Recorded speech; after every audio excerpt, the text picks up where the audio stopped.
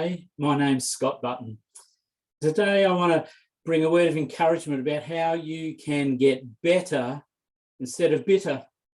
You know, life will throw us painful challenges, turmoil, disruptions sometimes.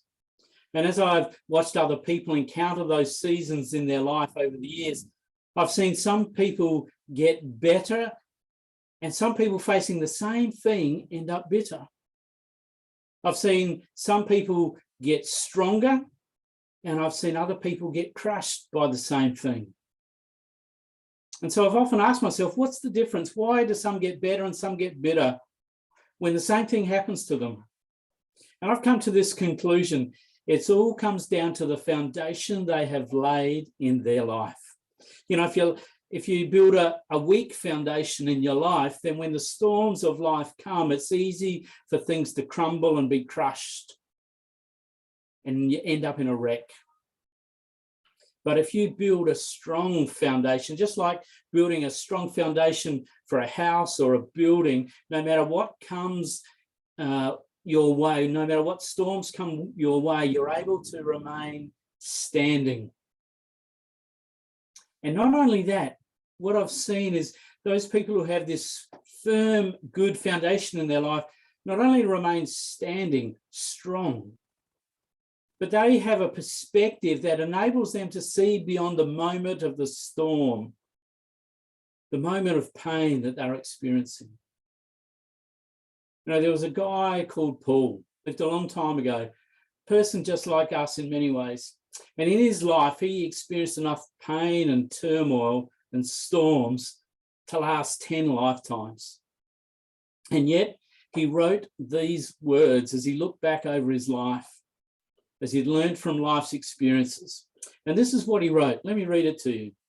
We not only have a hope of future joys, we not only, you know, when we're in the midst of pain, go, well, this hurts, but one day something will get better.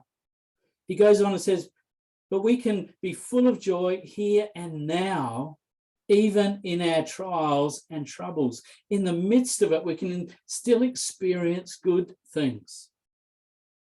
Taken in the right spirit, these very things, these trials and troubles, will give us patient endurance.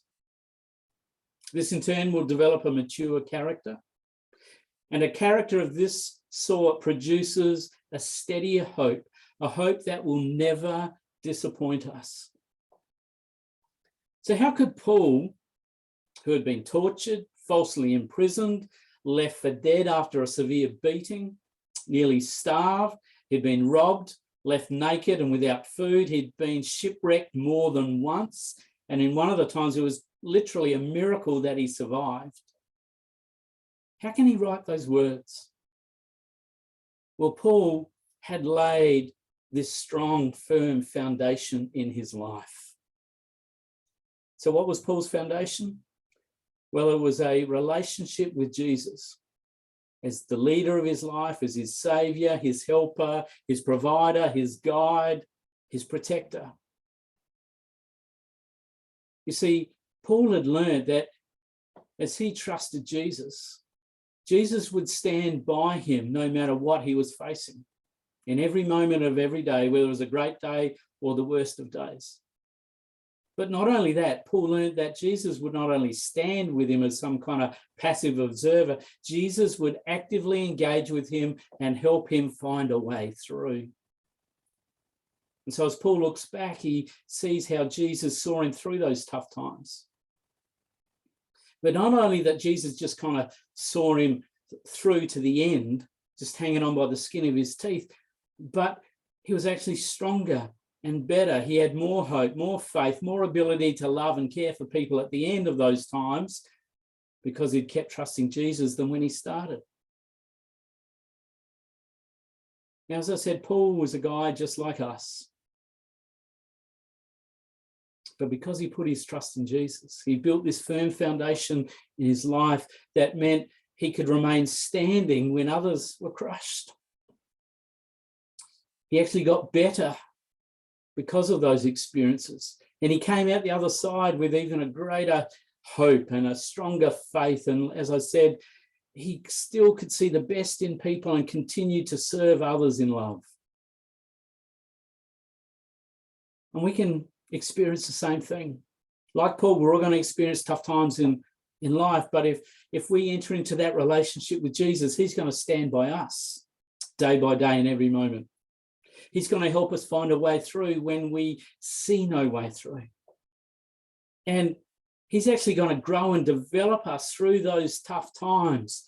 It's like he uses those tough times as a refiner's fire to melt out the dross of our life and bring out the pure gold, so that we come out better rather than bitter, stronger rather than weaker. And he'll enable us, like Paul, to have this perspective in the midst of turmoil, to see beyond this moment of pain, to be able to see there's still something ahead that is full of God's goodness for us. How do I know that? Well, I've read Paul's story, but Jesus has also done it in my life. That's how I really know. And I know he can do it in your life too.